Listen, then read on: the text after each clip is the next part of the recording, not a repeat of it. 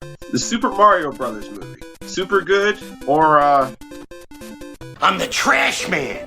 I come out, I throw trash all over the ring, and then I start eating garbage. Here we go. Jump!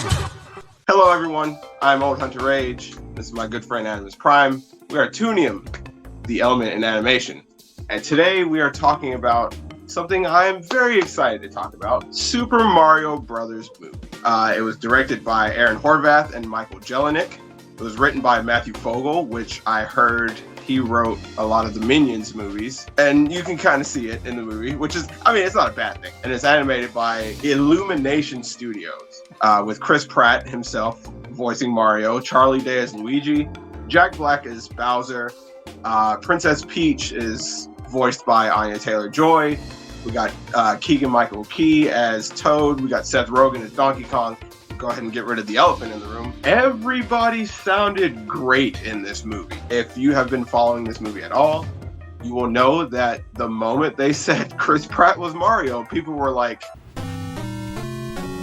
No! God! No! God, please, no! No! No! No! It was a surprise, to be sure. Like when it was first announced that it would be those people. Even from the first teaser trailer, you get like snippets of how he sounds, and it sounds okay. He sounds good. It's just an overcomplicated way for him to sound good. but yes, Chris Pratt himself sounded fantastic. Charlie Day as Luigi was literally perfect. He did a great job in this movie. What do you think of Luigi too? Luigi sounded exactly how I would think he sounds, kind of high-pitched and kind of scared of everything that's going on, and yeah, he perfectly captures Luigi as a whole. I might be biased, but the best voice casting in this whole movie was Jack Black as Bowser, because he killed it. He did such a great job. And without going into spoilers, obviously, we will not do spoilers in this video, but there are a couple parts in this movie where Bowser could not have been voiced by anybody except Jack Black, and you will see why. It's so good. I was beside myself at how good it was. We had Seth Rogen as Donkey Kong. There was an interview before the movie that said, when you guys hired me, I hope you understand that I don't do voices, so it's just going to be my voice coming out of Donkey Kong. But then watching it fits. He doesn't do a bad job at it. What do you think? I think the animation helped it the most when it comes to his voice, because the way that Donkey Kong moved, how he acts, it's exactly how Seth Rogen would sound when he's like doing these movements. It honestly fits. It honestly fits with this version of Donkey Kong. Which it's a good thing that you brought it up, because we can segue straight into the animation.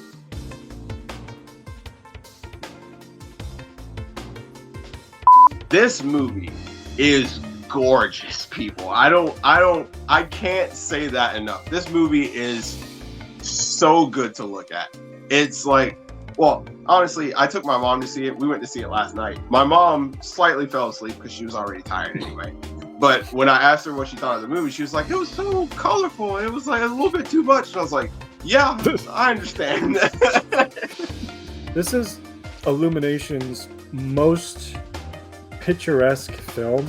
It's very colorful. It's very vibrant, and the backgrounds, the characters themselves, the lighting of everything. It just all pops out at you in a way that it makes you feel like you're in this world. It just looks amazing. Like, compared to all the other stuff that Illumination has done, they're progressing. They are improving in how their films look, and it looks incredible. And the animation, I think, shines brightest in like the action scenes. And this is not a spoiler, because they showed in the trailer there's a Mario Kart scene. That Mario Kart scene is so much fun. Oh my goodness, dude. This was one of those movies where, like, you'll probably hear us say it a lot during this review. This movie was just fun. And fun in all capital letters. It did exactly what I wanted a Mario movie to do. Like I wasn't expecting an in-depth character, study on Mario and so on and so forth. It was Mario. They did Mario in a movie and it worked. And so, or just moments in the movie, not even particularly in the story, where you could tell the people animating this love Mario. Oh God, they love Mario. Especially leading into the Mushroom Kingdom and all that kind of stuff in the various places. That'll take us right into the story.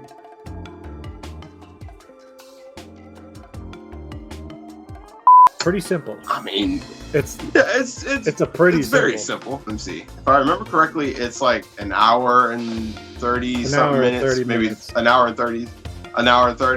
So it's like the sweet spot. Yeah, it's like the sweet spot of an animated movie. It gets through its runtime, and sometimes there's some points where it does feel rushed, but that I feel like that's kind of expected when it's like the first movie. This is the first time they're doing a Mario movie. I keep having this nagging feeling that I've forgotten something. Hey, if you forgot it, it probably wasn't all that important. Yeah, I guess. The name's Mario. I'm your main man. You Ramadan, you can of Spain. A good Mario movie. Let me rephrase that. We don't talk about that other one. It was still a good job. They did a great job on the movie, and it's a great job all around. Really, I can't say enough good things about the movie. Except I just wanted it to be longer. I wish we could have existed in that movie a little bit longer. I will probably have to go see this again just because I want to. There was another thing that I kind of had a gripe about, and it was mostly like about Princess Peach. I'm not entirely a huge fan of this interpretation of Princess Peach. Like I like the fact that she's like more into the action than how we're using her. Like she was always like in the forefront in some Mario games, like with Super Mario 3, you actually play as her, and I thought that was pretty cool to see her up front. The only thing that I was kind of scared was that they would make her the typical action female character. They make her like very perfect in almost every way. She gets a little bit of depth, like she has a bit of a backstory, but we never really delve deep into it. Overall, she's kind of boring to me at parts.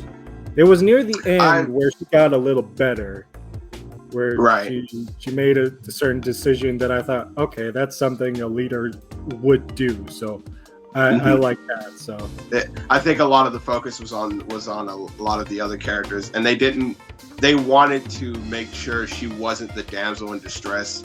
Hopefully, if this movie does well enough, we get a sequel, and then we get more, Princess Peach doing more stuff, and we get more with her, and so on and so forth. And that will lead us right into our ratings for this movie. Out of 5 mushrooms, what would you give this movie? I would give this a 4.5 mushrooms. It's a really, really good adaptation of a video game that we've all played before, that we all loved before. Like this is a really good love letter to Mario. So yeah, I would give this a 4.5. I'd also have to agree. 4.5 mushrooms out of 5. I couldn't have asked for much else. This gave me a Mario movie, a good Mario movie, and it was cute. It was fun. A lot of the jokes landed. Like we were sitting there laughing pretty hard. This is a fun movie.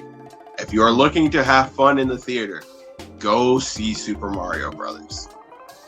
Hopefully you won't regret it. I certainly don't regret it. Tell us in the comments if you've seen it already. Tell me what your favorite part was. Tell us if we're wrong. Maybe it's a terrible movie, because I've seen some reviews where this is a horrible movie for some reason. And we thank you guys for watching. I've been Old Hunter Rage. This has been Animus Prime. And we have been Toonium. And we'll see you guys in the next video. Peace. I know that you'll be back.